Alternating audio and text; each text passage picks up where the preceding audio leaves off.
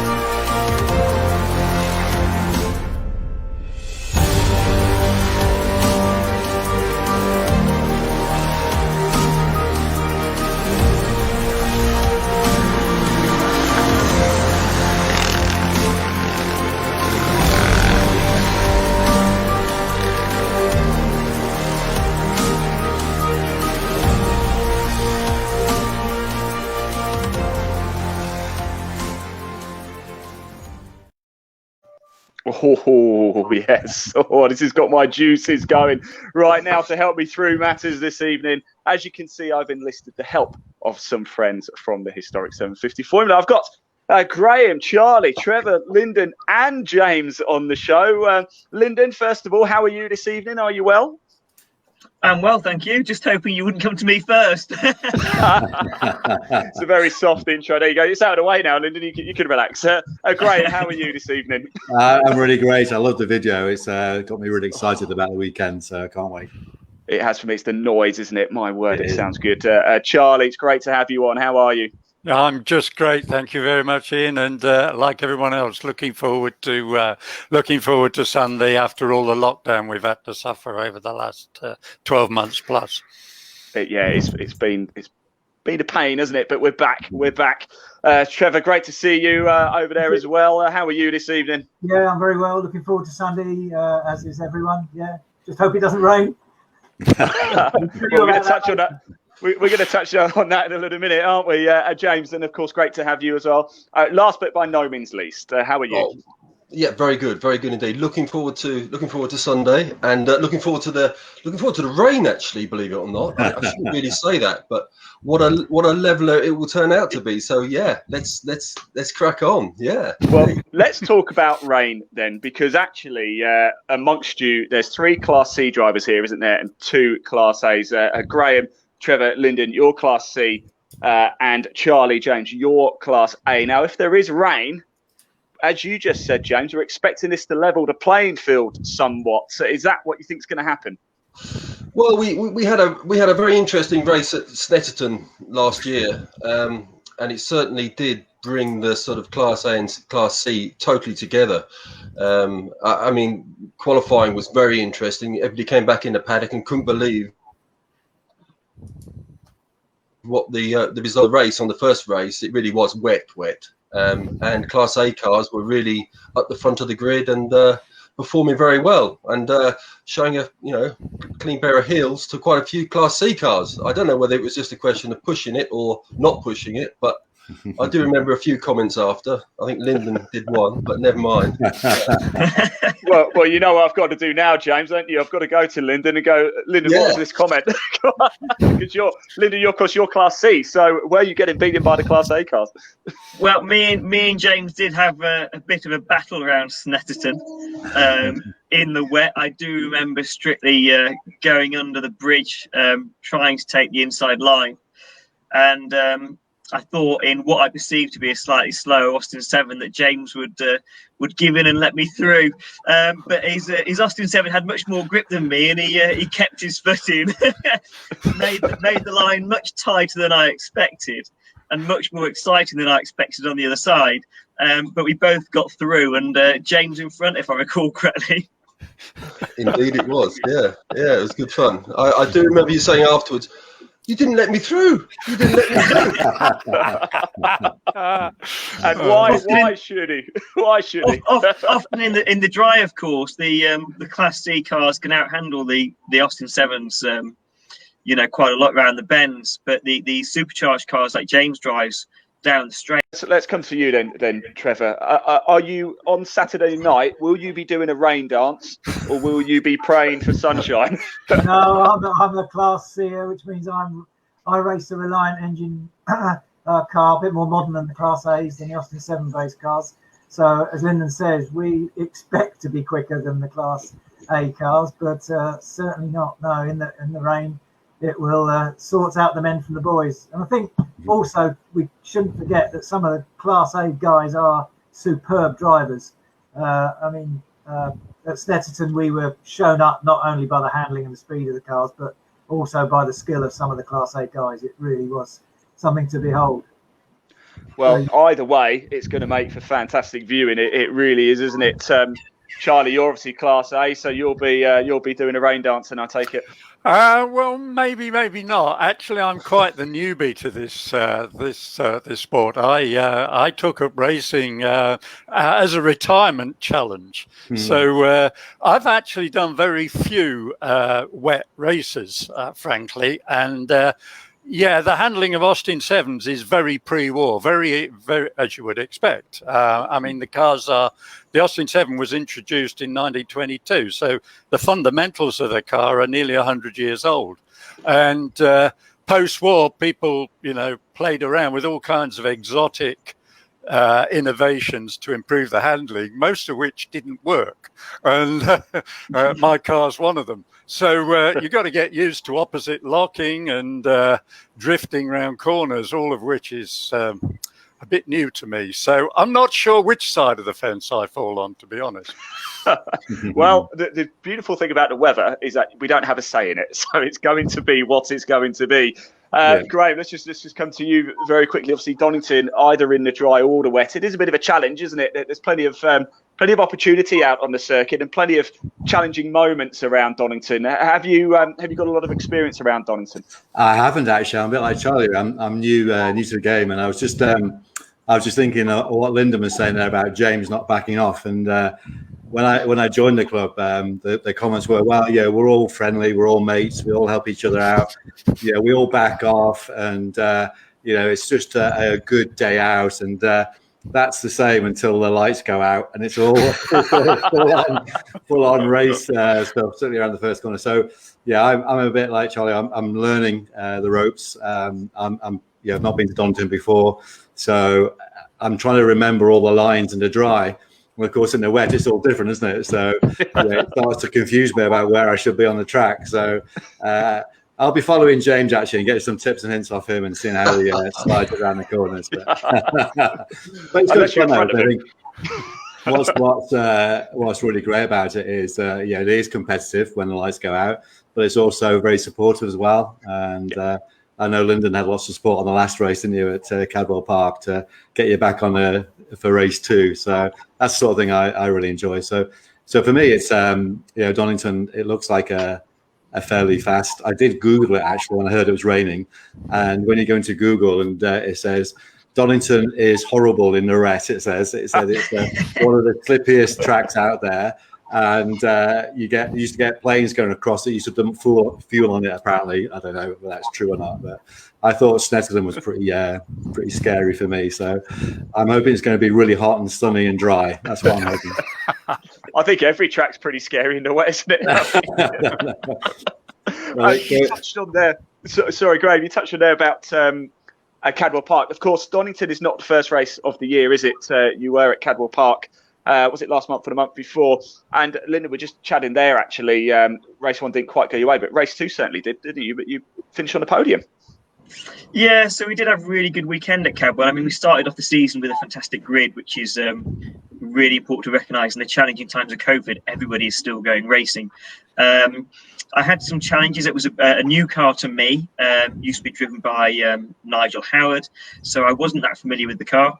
I'd done all the right things, all the rolling road, all the setup, and was ready to go. And got there, and in practice, the car overheated significantly. So I got very little practice in.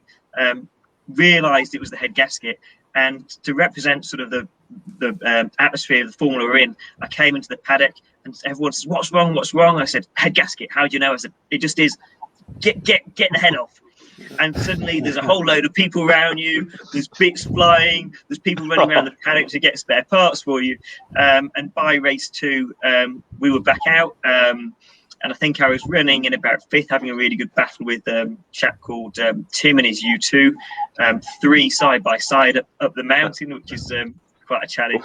And fortunately for me, but not for them, a couple of people DNF'd and relegated me 3rd. Hey, podium's a podium. James, how good was it to be back at Cadwell, just to be back racing again? Yeah, really fantastic. I think it was just needed it after months and months and months of lockdown and God knows what. You just being able to escape for the weekend and get out there and just have some fun, meet some like-minded people again, and enjoy sort of banter and chat and God knows what. And watching Lyndon trying to get his car finished was really, interesting. And just getting out there again. That's what it's all about, really. Just getting out there and enjoying it, which is what we all did, I think. So, yeah, very good. Absolutely. And, of course, heading into Donnington on Sunday, it looks like spectators are back. Is that right, Charlie? Well, I think Lyndon's probably got his finger on the pulse on that, but I believe in a limited way, isn't it, Lyndon? Spectators? So spectators are allowed at Donnington. They are very welcome. They can get tickets through the website. They're kept out of the main paddock area. And of course, as a club sport, which we are, usually non-COVID times, all the spectators can come into the paddock. They can see the cars. They can meet the people. They can have a chat. This weekend, they can see all the racing, but they can't get access to the paddock. So, of course, we will look forward to a time June when hopefully the rules are released a little bit. We can get all those people back into the paddock to see what the cars are like. Fantastic. So, and Trevor, the historic Formula cars, they're obviously open, aren't they? They're not saloon cars where they've got roofs, etc. So, does having crowds there make a big difference? Can you see them as you're whizzing past? You certainly can, yes. And I'm notorious for being distracted by the crowds and by barbecues and things like that. I've come in after qualifying at Donnington, actually, where they sometimes have raves and things like that down at the far end under the airport part, and came back and said, "I can smell a barbecue." And my team members say, "You're not supposed to be smelling barbecues. You're supposed to be qualifying towards the front of the grid." Yeah, but it's like that. It's great. And you can pick up people. You can pick up the photographers sometimes. Jonathan Elsey, I have to mention him. He's a brilliant photographer, and you can often spot him up on the embankment. And I have waved at him before. And he has managed to. He's caught me waving, and there's the yearbook. James Winstanley, the editor of the yearbook, has put a rather scathing remark about my attention to detail and being distracted by things going on around me. So if you get a chance to look at the yearbook, you have a look at that. Yeah, I'm going to have to check that out now. All looking now and see in my head is you just doing that, driving along at 100 miles an hour. A bit more subtle than that, but basically I'm not paying attention to what I should be doing. I must second that with regards to Jonathan as well. He's also a really, really nice bloke as well. He is. So certainly looking forward to that. Now, look, let's get into Sunday and the timetable for Sunday as well. Quite an early start, 9:10. Here we go. Let's just have a quick look at that. So 9:10 is it says practice. It's actually qualifying, isn't it, chaps? Then at 1:35 we've got the first race, and then 4:00. The second race as well. Of course, we're going to bring you all of the action live as well. Do look out for exclusive paddock walks as well. We're going to get closer to the action. We're going to catch up with the gentleman we've got with us right now as everything is going on as well. 9:10. Who's going to have bacon sandwiches ready for us then? Sounds good. Oh, is that a bribe? Yeah. I thought I'd get it in early, just Yeah, to see. right. Okay. Well, I What mean, with you? unfortunately, we usually have hospitality. I'm sure Lyndon will go on. We'll talk about that. But usually we have hospitality. But obviously, due to COVID, we haven't got it. But otherwise, yes, there would be bacon sandwiches, and and it would be good. But we hope to have that back. I think for August time, Lyndon. Yeah, I think the race after this one, hopefully, we'll be back to normal and get back to the usual setup. And I think, as James said, the hospitality, the bacon sandwiches and stuff, what contributes to that friendly atmosphere in the formula, that there is a go-to place for everybody else that's not racing. Yeah, indeed. Yeah. Yeah, and that's fantastic, isn't it? And I love seeing that, because that is what motorsport is about, essentially, isn't it, as well? And this is what we want to bring out a little bit on Sunday as well, and show people the racing is one side of it, isn't it? And as you've all said, actually, everybody's so nice, everybody's so friendly inside the paddock. Of course, when you get out on the track, you want to beat each other, but you want to beat each other fairly, Absolutely. But then afterwards, it's handshakes and it's elbow pumps at the minute, isn't it? Yeah. But it's all smiles, and everybody helps each other, and that's just what we love to see in motorsport, isn't it, Charlie? Yeah, and I think also the fact that most of us do a fair amount on our cars ourselves, and so the swapping of advice and industrial espionage as to what someone else has fitted over the winter is all part of it. That we're basically driver mechanics, and so we're learning from each other all the time.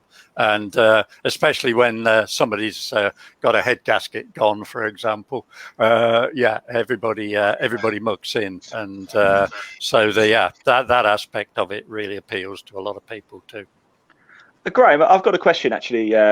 When you go to the assembly area and you're sat there, and I find this fascinating.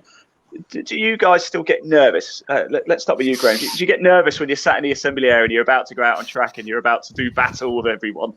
I certainly try not to. I think it's one of those moments where you get everything ready, you're all organised, and then you're sort of relaxed, and then suddenly there's a mad rush to get to the assembly area. So there's a bit of a get your seatbelts on and all that sort of stuff. But I try and sit there really and just really enjoy it. Really, I love the historic side of the formula, and one of the reasons why I got into it was that my uncle used to race in the 70s in the same formula, and a couple of years ago I was at Alton Park, and I actually saw a car that I helped him build in 1970 still racing, and Richard Pry has that car now, and that was the reason I got into it. So I love when we get to assembly area, I just love to watch and see all the other cars and see the difference and the variety. And I often think about the history, about who's been driving the cars in the past, how many trophies they've won, and then I try and get into the frame of mind, thinking, right, I need to try and remember what I'm doing here, what's the circuit, where am I?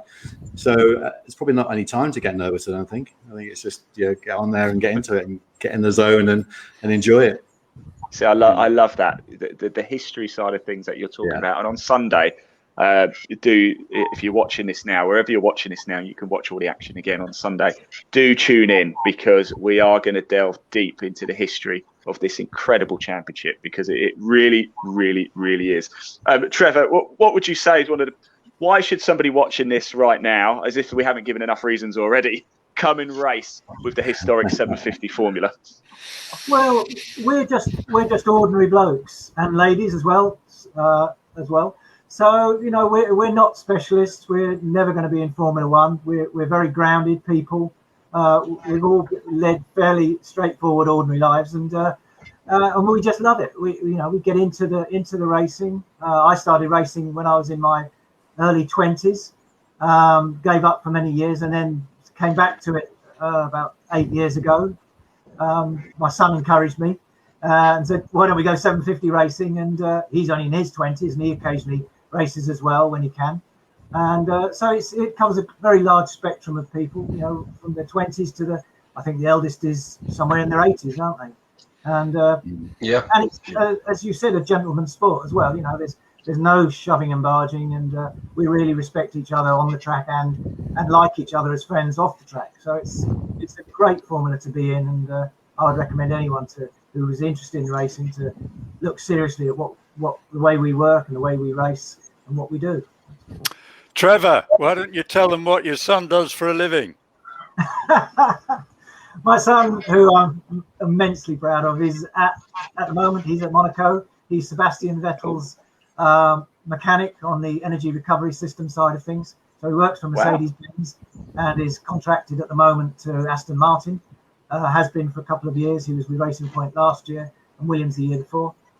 So he's just an ordinary lad from an ordinary comprehensive school in Banbury. He's had no particular benefit over anyone. He's just an ordinary kid who's been encouraged. He's seen me race and he went from there. So it's possible, anything's possible. It's passion as well, isn't it? And this is what I love about it. A lot of it is you just need passion a lot of the time, and if you're then prepared to put the graft in, you can achieve anything, can't you? Yeah. Yes. Right, let's just move on very, very quickly. I know you gentlemen have got a lot to prepare for the weekend, of course. Scrutineering this weekend, Lyndon, is it still virtual scrutineering?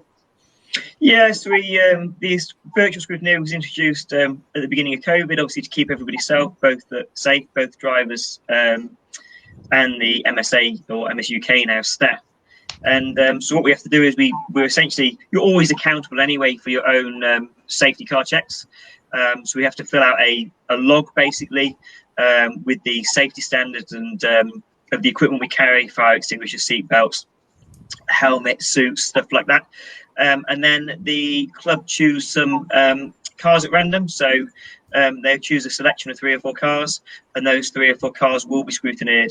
And obviously the idea of that is those surprise inspections, keeping the standard up and making sure everyone has prepared their car safely. I actually was a little bit concerned about it when we first started, if I'm honest, but it's proved to be work out quite well. And I think it also means we do get a little bit of a line in the morning. So when we do these early starts, 9 o'clock practice, scrutineering might be 7:30. And a lot of us drive up the morning of the race when we can. So a little bit of more of a lie-in Sunday than we had 2 years ago. Okay. So now I know why virtual scrutineering is. So it's nothing to do with COVID. Everybody in the UK just wants a lie-in.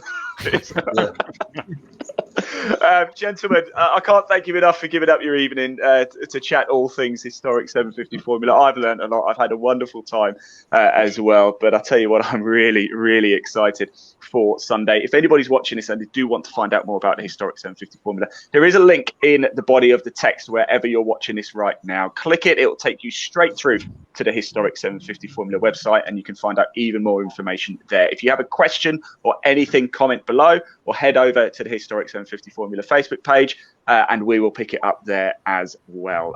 Gentlemen, thanks so much this evening. I really, really appreciate it. Lyndon, Graham, Charlie, Trevor and James, I will see you all on Sunday bright and early, not at 7:30 for scrutineering though, because you don't need to do it. And for one final time, here's a little look at what you can expect on Sunday. Gentlemen, thank you very much, and everybody, thank you for watching. Cheers. Thank you. Cheers.